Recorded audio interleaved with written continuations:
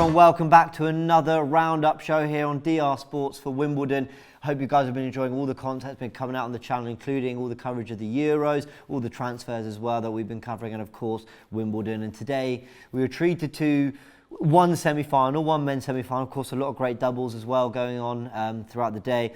But we're going to focus today on Norrie and Djokovic booking his place in the Wimbledon final to face a very fresh, very ready Nick Kyrgios, who I suppose might be wishing he'd had that semi-final pressure. Obviously, he never got to a slam semi-final before, and there he is, just fast-tracked straight into the final. So interesting to see how he's going to deal with that come Sunday.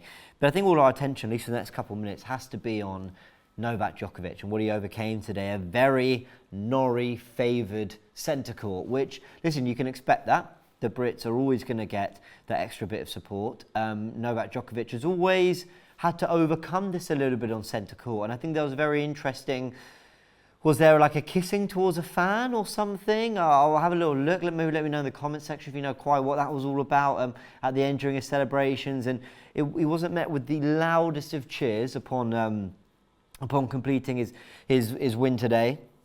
I think it is interesting, you know, a man who's won Wimbledon 6 times, you'd think that the kind of support might be a little bit more 50-50. You see, Roger Federer, when he was playing Andy Murray, it never felt to me like Murray had the majority of a crowd over, let's say, Roger Federer when he was on court. And I think that's just the way Roger Federer makes you feel when he's playing the game. But let's talk about the tennis itself, because Novak Djokovic had to overcome... I mean, listen, it was textbook Djokovic, right? Because he had his sloppy moments, especially at the beginning. He was looking, what's the word? He just wasn't judging the flight of the ball quite right. He wasn't getting his range. I don't think it was nerves. I think he just hadn't found his rhythm. I mean, this guy's been in this position so many times, and with that sort of pressure. And as I said, the favouring of, you know, Norrie, I don't think that was anything particularly strange for him to overcome. But Norrie did make a flying start. Obviously, they broke each other immediately in the first couple of games. Then Norrie goes and breaks another couple of times, then claimed the first set. So Djokovic was really struggling to find any rhythm on his serve. But then the usual, you know, what did he say the other day when he wasn't playing very well? He kind of in the bathroom just kind of looked himself in the mirror, gave him a pep talk, and gave himself a pep talk, and out he went. And we just saw that again. We just saw Novak Djokovic just rise to the occasion and pretty much outclassed Norrie for the rest of it. I think Norrie definitely showed his quality and tried to be aggressive, tried to go punch for punch. But the minute those rallies went above 4, 5, 6 shots, you just thought, okay, well, Novak's going to win this. Especially as the match was going on, it started to just favour Djokovic, the rhythm of the game. And actually, they were flying through it quite quickly. I will say that. I mean, I think the first 2 sets were done within an hour and a bit. So it was quite fast paced for a fourth setter. You know, the sets didn't really go too far. What was it? 2-6, 6-3, 6-2, 6-3, something like that. I can't remember quite off the top of my head. But it was convincing, you know, from Djokovic in the end. And I think he'll have needed that, because with Kyrgios not playing, you know, actually, let's just measure this out for a sec. Kyrgios has had a few 5-setters, let's be real, but he played on Wednesday. Did it in 3 sets, got the job done against Garin, books his place in the final because Nadal doesn't make it. He got it done pretty early on the Wednesday as well. Novak Djokovic on the Tuesday was taken to 5 sets, from 2 sets down against Sinner. So immense concentration needed throughout. Had to show his quality, his endurance. Did, and I'm sure we had no doubts he would. And then had to go through a 4-setter against Norrie with all the pressure we mentioned, and now has his place in the Wimbledon final. Let's not forget, they actually delayed the start of that match and rejigged the kind of centre court schedule because of the fact that Nadal and Kyrgios' semi-final was postponed. So all those extra hours matter a little bit. So he's not going to be going in the freshest of the 2 players, but he will be going in with some real contests under his belt that I think will give him the confidence that he can just sort of, you know, navigate Nick Kyrgios in what's going to be Nick's first Grand Slam final. I'm really looking forward to it. In terms of prediction, well, before I go into that, let's just chat a little bit about, again, Nadal having to pull out. Now, I think when I sort of sent in my video yesterday, I was still wearing the disappointment of Nadal, you know, having to pull out. And I'll be real, actually, I'll be very honest. I was angry at him. I had no reason to be. The poor guy's injured and had to pull out. But I was almost angry that we couldn't get that semi-final. Not angry, disappointed. Thinking, I really wanted this matchup and we didn't get it. It's not his fault. The guy's injured. And I think what maybe we fail to remember sometimes is that they mentioned it on commentary during the Nadal game against Fritz. You know, adrenaline is one of the best painkillers, and he got through it off adrenaline and playing a certain way or whatever. But once you stiffen up and once that injury almost has time to sink in a little bit, you kind of evaluate it and you realise maybe you're not actually match fit, and he'll be thinking about the US Open and all the other slams he wants to rack up and the rest of the season. So, you know, playing this one more game wouldn't have been worth it. But I raised the question yesterday, Fritz got knocked out, so he shouldn't be allowed into the next round, and I understand that.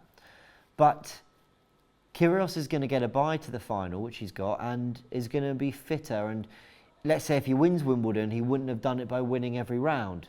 So isn't that in itself a little bit of a skewing of, let's say, maybe the end result to a degree? I'm not taking anything away from Nick Kyrgios as he does it, because he's got to beat one of the best players of all time, for some people the best of all time, to do it. But, you know, I guess the point I'm coming to is, wouldn't we rather see that extra game of tennis than not? So, again, I mentioned it yesterday, or I mentioned too much more on it. What else were there to mention? Oh yeah, I discussed whether, yesterday I asked the question to you guys, and I did read your comments, about whether this was the greatest Wimbledon in recent sort of history, and I think I probably didn't word it right, because recent history probably suggests the last 10, 20 years, and of course, as people rightly mentioned, we've had battles between Roger and Federer, Nadal, Murray, Djokovic, all having it out, and then other great players, your Wawrinkas of the world, sort of coming through and showing their quality as well at times, reaching slam semis and finals.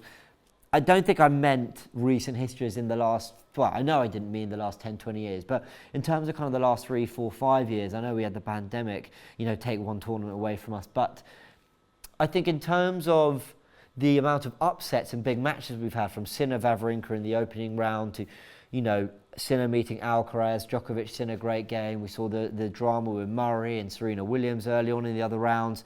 And kind of the twists we've had with injuries and people pulling out and then others pulling through, some of the youngsters coming through. I just think it's made for an amazing tournament, but I do hear the points. You know, we would love to have ended up with 2 semi-finals. That would have just blown us away. And actually, the amount of players who have been missing because of COVID or injuries, has skewed the tournament a little bit, and that's just really unfortunate. So, take everyone's point, but still an interesting discussion to have. Very quickly, not going to preview the men's final because I've said a few words, and we are going to preview that on tomorrow's roundup show after the women's final. Just a quick one on that, because I talked about it mainly in yesterday's show, but I was thinking Rybakina I think some people pronounce it Rybakina. I think it's going to be a really good matchup against Anjabeur, the big server versus the real kind of aggressive all-rounder. I'm really looking forward to it. We'll be doing a roundup show. Pippa will be joining me, so I'm looking forward to that. And my tip is Jabeur, and I'll be honest, didn't know a lot about Jabeur coming into this tournament. She's blown me away with some of the tennis she's played. And Pippa gives her great credit for what she's done, but also predicted her to win it. So that might be one of her predictions that comes through.